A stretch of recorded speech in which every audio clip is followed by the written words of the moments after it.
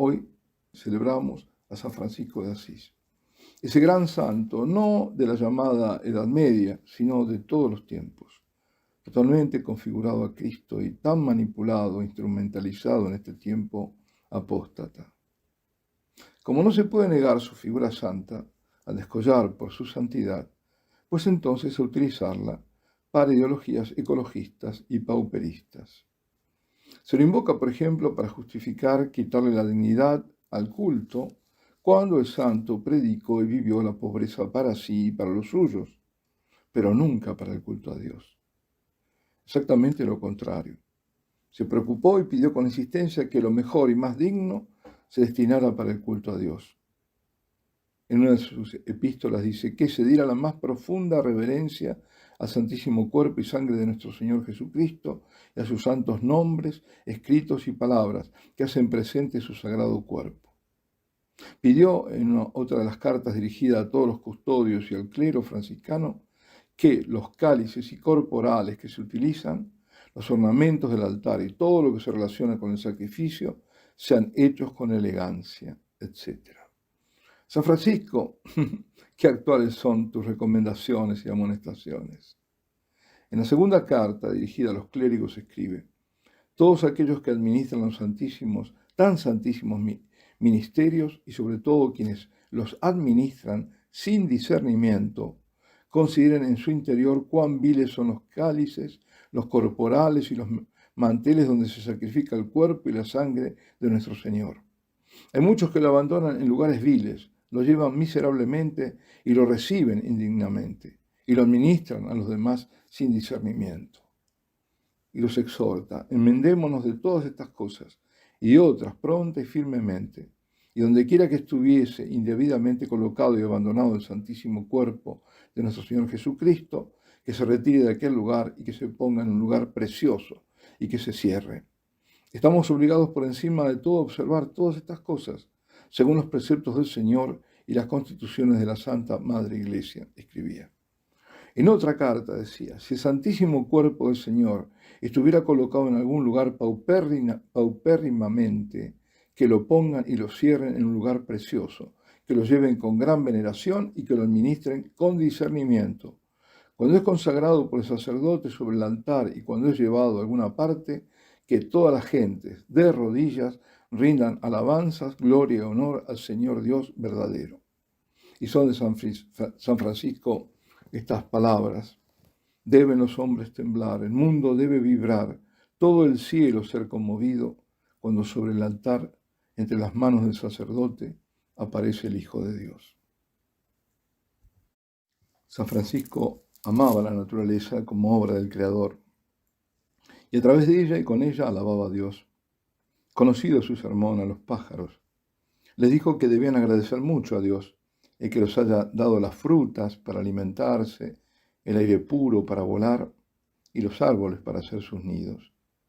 Una gran bandada de aves acudieron a escucharlo y se estuvieron muy quietos y silenciosos, con total atención a lo que decía para, una vez acabado el sermón, volar.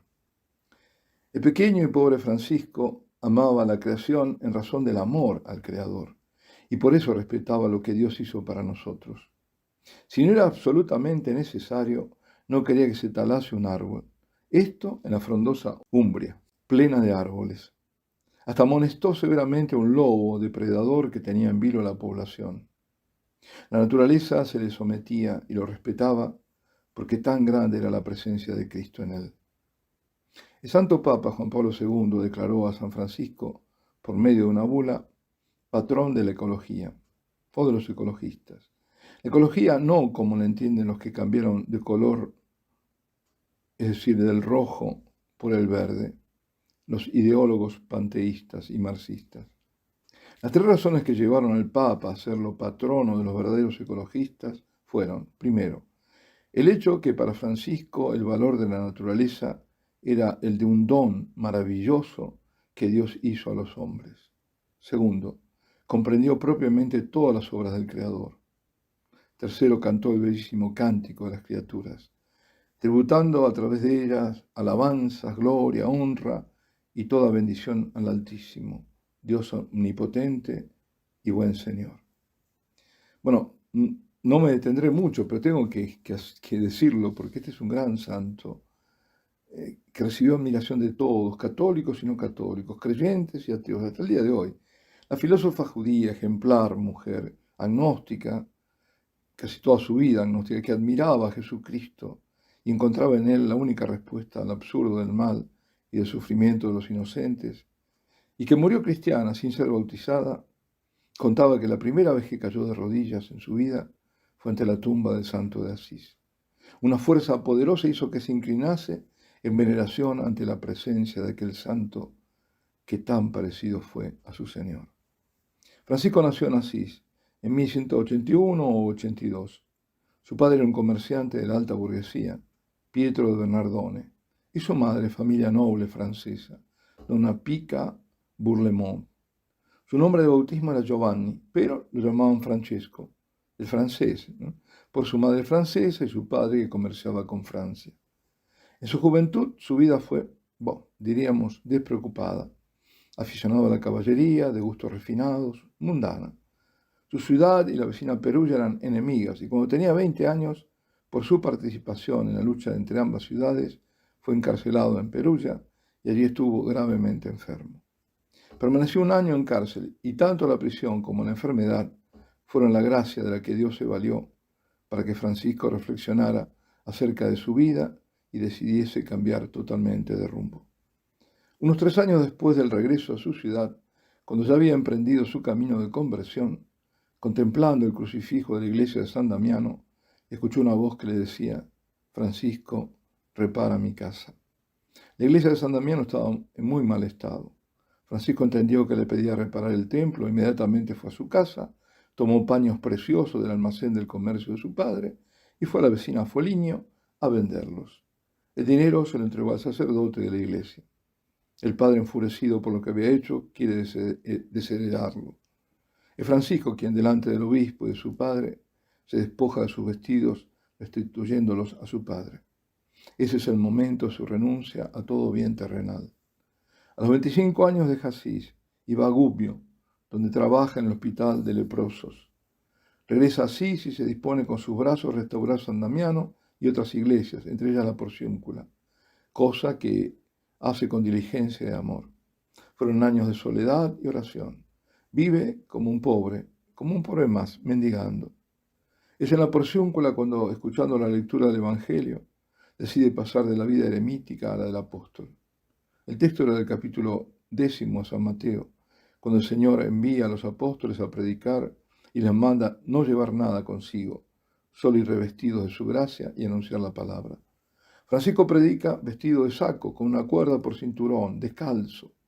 Predica con la palabra y con su ejemplo de vida, y reúne seguidores que se sienten atraídos por la gracia que emana de Francisco. Hasta hay un sacerdote entre aquellos primerísimos seguidores. En aquella época, reformadores varios eran los que predicaban el regreso a la vida de los primeros cristianos, pero todos heréticos. Francisco, que había reunido a seguidores en torno a la Porciúncula, y muchos, busca la aprobación del Papa. Es hacia 1210 que, tras recibir a Francisco y a 11 compañeros suyos, el Papa Inocencio III aprueba de palabra su modelo de vida religiosa, fundada en la pobreza y en la vida casta y humilde, y le concede el permiso para predicar y lo ordena diácono. Francisco no llegó a ser sacerdote, y ello por propia decisión. Este es el comienzo de los franciscanos, aunque aún no es una orden. Es cuando llega cada vez más hermanos que el santo toma y que decide formar la orden. En ese momento, ese tiempo era maduro. Pronto un portugués llamado Fernando, que toma el nombre religioso de Antonio por aquel gran Antonio, padre del desierto, abad, se une a aquellos hermanos. Se revelará como eximio predicador, hombre culto y como grandísimo santo, San Antonio de Padua. Con la colaboración de una coterránea de noble familia, atraída por la predicación y la vida de Francisco, quien será Santa Clara, funda también la rama femenina de la orden de las damas pobres, que conocemos como clarisas. Más tarde sería el turno de la orden de los seglares. En 1215, cuando los franciscanos se han rápidamente extendido por Italia, España, Francia, Portugal, el concilio de Letrán reconoce la orden llamada de los hermanos menores. Grande es el celo apostólico de Francisco, que le impulsa a ir a tierras de infieles a predicar. Va a Siria y Egipto. Estamos en el tiempo de la Quinta Cruzada, convocada por el Papa Honorio III, que era sucesor justamente del Papa Inocencio III, el mismo que había acogido a los franciscanos, y de la que participaban de esa cruzada reyes y el emperador del Imperio Romano Germánico. San Francisco se atreve a predicar al mismo sultán de Egipto, Al-Kamil, que lo escucha impresionado, aunque no se convierte. Pero en cambio le otorga salvoconducto para ir a Tierra Santa, donde permanece allí hasta 1220. Francisco hubiera deseado dar testimonio con su sangre de Cristo. No fue así. Pero en cambio la orden tuvo pronto sus mártires. 5 frailes franciscanos fueron muertos por los musulmanes en Marruecos. Al regreso de Tierra Santa y a pedido del Papa Honorio, redacta la regla que el pontífice aprueba en 1223. Y Francisco deja de guiar a la orden. Uno de sus sucesores en el mando de los hermanos menores, Ugolino, será el futuro Papa Gregorio IX. Francisco se dedica a la contemplación y recibe los estigmas en su cuerpo. Es el 14 de septiembre de 1224, el día de la exaltación de la Santa Cruz, estando en el monte de la Averna, luego de un largo periodo de oración y ayuno. San Buenaventura relata aquel momento sublime. Dice: al situarse sobre él vio que era un hombre y sin embargo era un serafín con 6 alas. Tenía los brazos extendidos y los pies unidos, y su cuerpo estaba fijado en una cruz. 2 alas se alzaban sobre su cabeza, 2 se extendían como en vuelo y 2 cubrían todo el cuerpo. El rostro era hermoso, más allá de toda belleza terrenal, y sonreía suavemente a Francisco. Emociones contradictorias llenaban su corazón, pues aunque la visión le producía una gran alegría, el ver la figura sufriente y crucificada le provocaba la más profunda tristeza. Reflexionando sobre el significado de esta visión, comprendió finalmente que, por la providencia de Dios, se asemejaba a Cristo crucificado, no por un martirio corporal, sino por la conformidad de la mente y del corazón. Entonces, al desaparecer la visión, no solo dejó un mayor ardor de amor en él, en ese hombre interior, sino que no menos maravillosamente le marcó exteriormente con los estigmas del crucificado. Su cuerpo está debilitado por las enfermedades y lo aqueja la ceguera. A pesar de todo, hacia 1225 compone el Cántico de las Criaturas. Según refiere la leyenda, componer este poema fue un don y un remedio para su avanzada ceguera. El Cántico, de extraordinaria belleza, es la primera poesía conocida escrita en italiano. Comienza alabando la grandeza de Dios y sigue alabándolo por la belleza de su creación, en la que se refleja la belleza de Dios.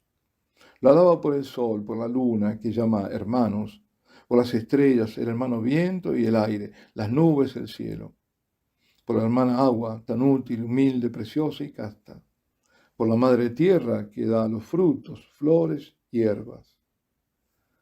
Y luego canta alabanzas al Señor por los que perdonan por amor a Dios y soportan enfermedades y sufrimientos.